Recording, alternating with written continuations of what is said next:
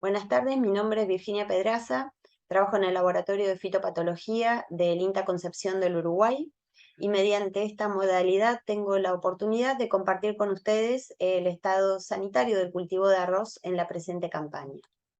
Voy a compartir pantalla y comentarles que los datos e imágenes que les voy a compartir corresponden a recorridas y también a intercambios con asesores y productores.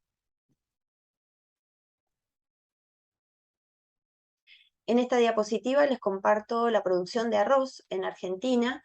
Si bien no están los datos finales, sabemos que el área sembrada con arroz disminuyó con respecto a la campaña anterior, y básicamente esto se dio, si bien también por un problema de precios, también por los pronósticos climáticos de falta de agua.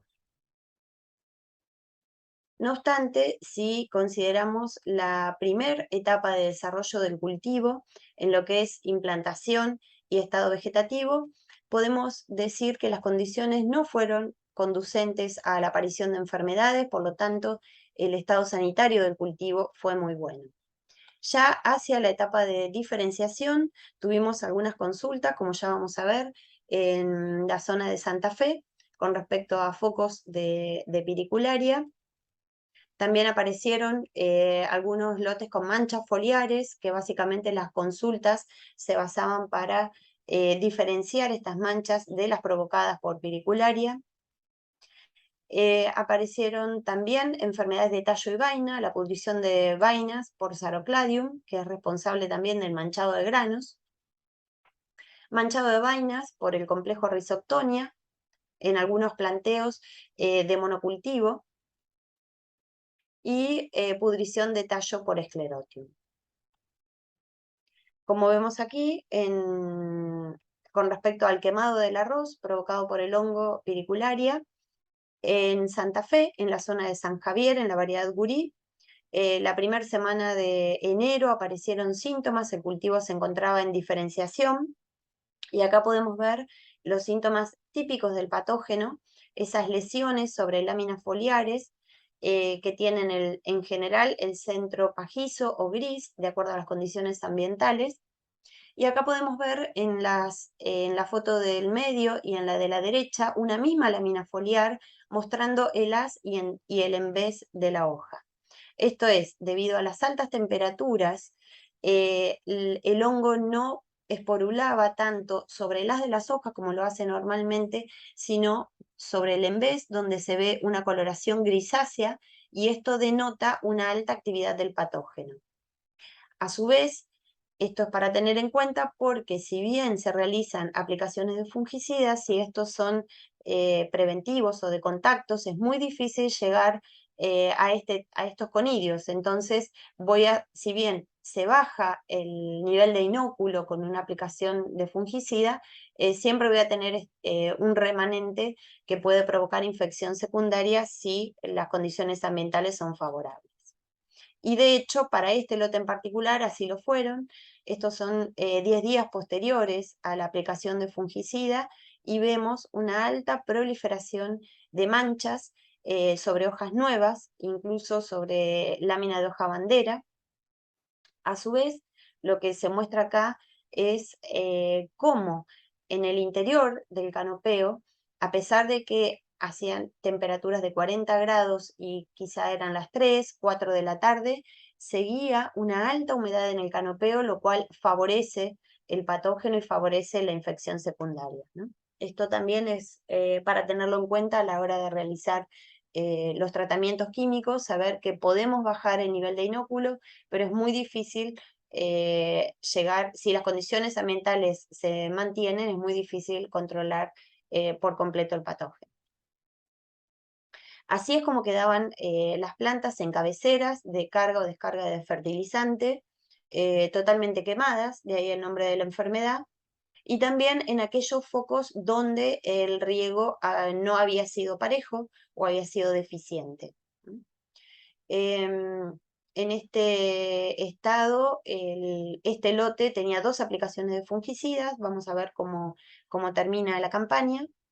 Y para mencionarles también que otro registro fue en Corrientes, en la variedad Carnaroli, en Itacabó, donde se registró un 70% de incidencia de piricular. Obviamente, si bien las condiciones ambientales son muy importantes, la susceptibilidad del cultivar es clave, ¿no? Porque, por ejemplo, para este lote de Gurí en San Javier, teníamos al lado un lote de Fortuna enano y realmente el nivel de severidad era de un 10% contra un 80-90% en Gurí.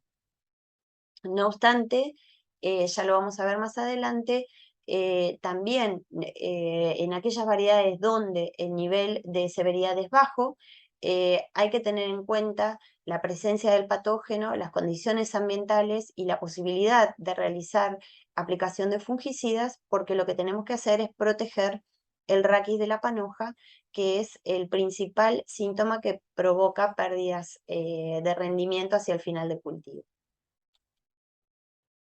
Acá les estoy mostrando una mancha típica de pericularia en gurí, con esos cuernitos que yo le llamo, como halo en la hoja, en los extremos ausados, en lugar de ser ausado aparece como unos cuernitos directamente, doble. Esto es típico de gurí y pericularia, pero a su vez estoy mostrando manchas de alternaria que también tienen puntitos negros, pero estos corresponden a los microesclerosios del patógeno. Esta diapositiva es para mostrarle que por ahí en un mismo lote tenemos una diversidad de lesiones provocadas por distintos patógenos. En este caso tenemos bipolaris, que está coexistiendo con piricularia, está coexistiendo con alternaria. Y bueno, muchas veces es necesario corroborar la presencia de uno u otro patógeno con análisis de laboratorio. Esto es un lote de gurí en Entre Ríos, en San Salvador, donde mostraba una gran proliferación de lesiones por bipolaris, pero que si uno las mira se las puede confundir con piricularia, y básicamente esto ocurre en planteos de desbalances nutricionales. Para el caso de bipolaris, lo importante sería descartar la presencia de piricularia, porque en general aparece en determinado momento de cultivo, pero después, si las condiciones ambientales cambian, desaparece. A lo sumo puede sí provocar manchado de granos, pero no compromete en su totalidad el rendimiento.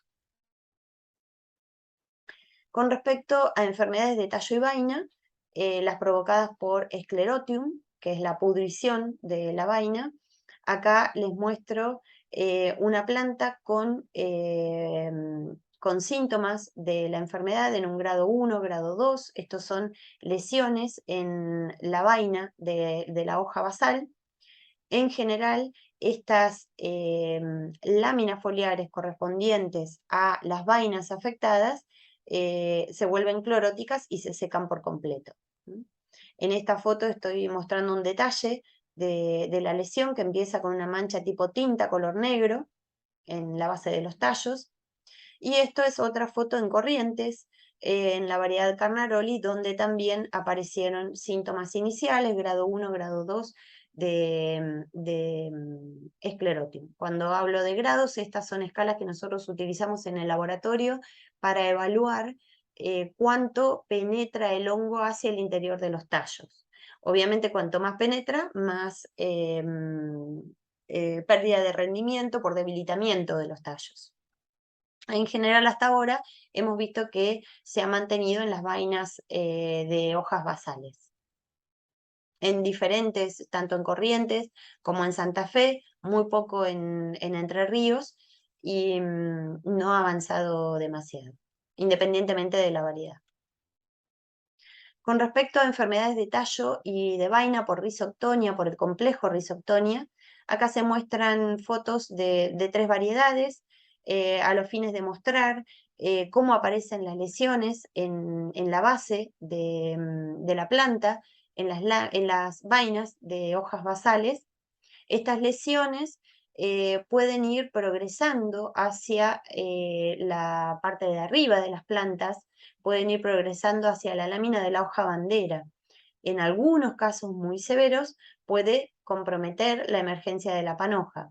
En general nosotros hemos visto este año en aquellos planteos de monocultivo o de muchos años de arroz en los lotes, a pesar de que ha rotado con ganadería, donde hay una buena cantidad de inóculo en el suelo. Recordemos que tanto Sclerotium como Rhizoctonia son habitantes naturales de suelo y el inóculo se acumula año tras año y eso es directamente proporcional a la aparición de la enfermedad. Con respecto a Sarocladium, este año lo hemos visto bastante menos, ha aparecido en algunas variedades en corrientes, como por ejemplo el IRGA 424, PAC 103, pero no mostrando demasiada severidad.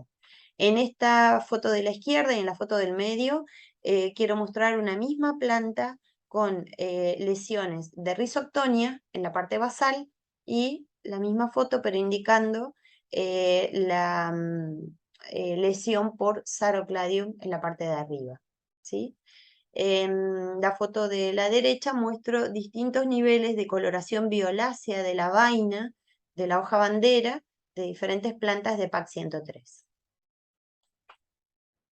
En el único que vimos que se comprometió, pero en muy baja incidencia, menos del 5%, la emergencia de panojas es en Yeruá, y acá vemos también cómo aparece esa necrosis, esa lesión en el collar de hoja bandera, y acá vemos también en la vaina de la hoja bandera y parcialmente comprometida la emergencia de panoja. Esto es en Yeruá, en Corrientes, en la primera semana de febrero.